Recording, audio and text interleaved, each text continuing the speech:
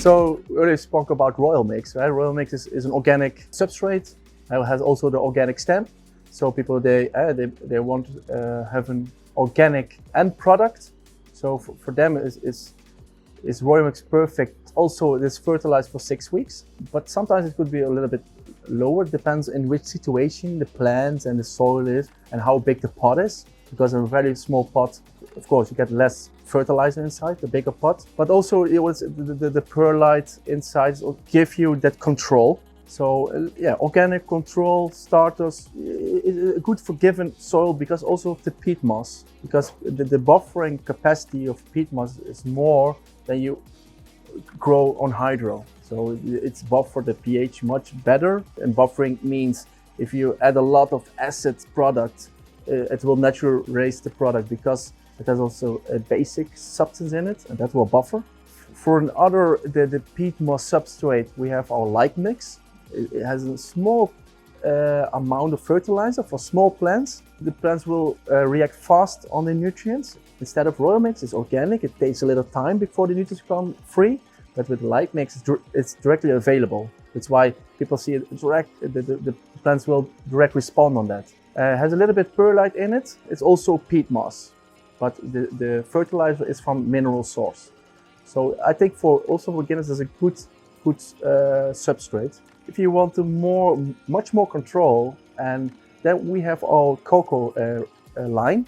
So we have the cocoa premium, just straight cocoa pit. There's just a lot of fine particles with a little bit of fibers, no chips. It's really buffered. Good buffered and really good rinsed and flushed. There's also in your bag there's a really low EC. That means because if we prepare it, we do a lot of stuff with it to get the EC down, because it gives much more benefit for the plants when you're going to start. And then we also have cocoa with perlite in it. It's also to bring down the water retention, that you can irrigate more often, because that brings more oxygen into the root zone. Plants will thrive on that because the oxygen in the root zone is very important for also the uptake of nutrients.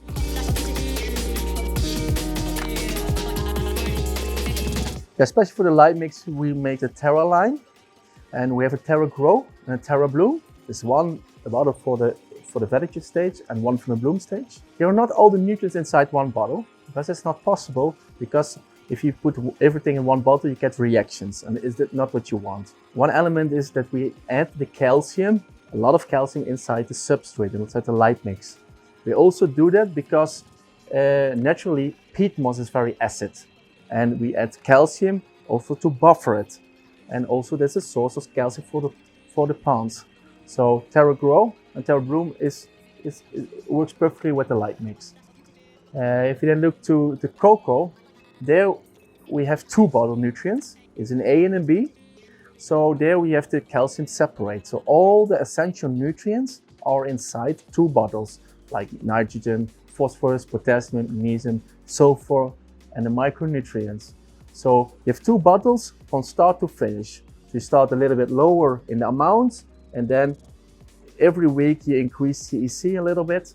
You get more, but the ratios are always the same, or on the strength is a little bit different. With the organics, with the Royal Mix, the Alga and the Alga Grow and Alga Bloom fits perfectly together. So we have one bottle for the veggie stage, Alga Grow, and one bottle for the Bloom, and that contains mostly all the nutrients. The same with the Terra Grow and Terra Bloom. The calcium inside the substrate and not in the bottle.